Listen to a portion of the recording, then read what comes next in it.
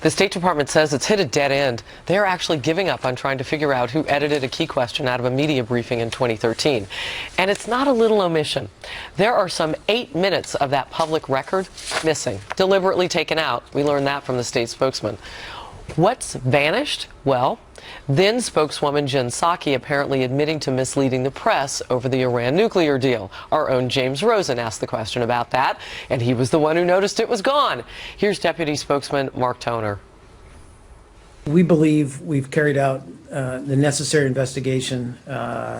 We have hit a dead end in terms of finding out more information. If more information does become available, if we are made aware of more information about who might have been behind this request, we'll of course investigate. Not so fast. House Oversight Committee Chairman Jason Chaffetz is demanding the names of the government employees involved. He wants to see the documents explaining the editing that was done and any information which shows other requests to delete portions of press briefings since 2012. There's more. Jen Psaki, currently the White House communications director, because she got a bump up after her last job at State, lashing out at Fox News after our own James Rosen asked her to clarify her statement in which she denied any involvement. Psaki accused our network of attacking her character. Dagen? It just goes to show you that, and I'm going to quote Judge Napolitano here, that people in the government can lie to you at will and there is no price. But if you lie to a government investigator, they will throw you in prison.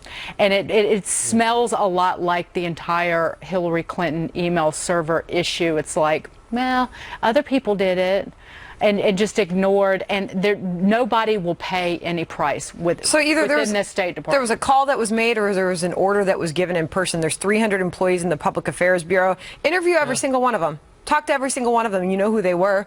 You have record of that at least. Phones? I used to work on a trade desk. You taped every phone conversation you ever had in case there was a bad trade. Yeah. This was a bad trade, so you should be able to pull up that phone conversation. Well, you know what's I'm a little confused at the lack of information available. About what you're saying, Sandra, and it makes so much sense. So the 300, you know they're not all editors.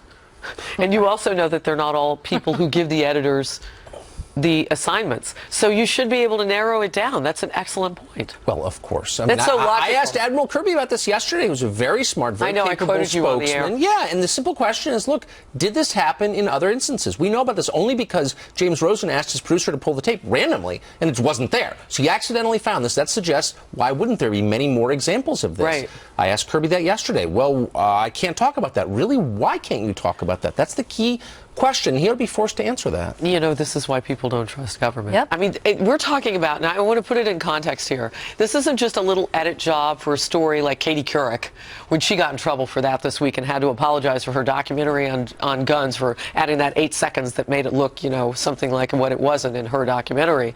This is different. This is public record that's been scrubbed. No question. I mean, I'm not disagreeing with anything that you said. And Sandra, you raised a great point. They should interview every single person there. I don't know whether they tape conversations. When I worked in the Senate, they certainly didn't, or at least as far as I know. So I don't know whether they do the State Department. Bizarre. But at least they might have phone records of some sort. And you're right. They should go through every single person there and interview them. There is no excuse. And you're right. This is why people don't trust government. And to Tucker's point, what else is missing? I mean, what else has been edited out? This is not a partisan issue. This is an issue of these people are being paid by our tax dollars. We should have access to what they did. But I love how they're saying that there was no rules against this. Right. So nobody did anything wrong. But now we're going to change the rules now. We're going to make the rules. Right. Now there's a rule nobody can edit any of the briefing videos. So that is a big, toasty, warm blanket for the American people. All right, we'll move on. Toasty warm blanket sounds so good, though. She's away with words. We'll talk more about this controversy, no doubt, because you know who's going to be here on Monday? Oversight Chairman Jason Chaffetz. He'll call in every now and then during breaking news. We're going to put him on the couch as our one lucky guy on Monday. Be sure to tune in for that.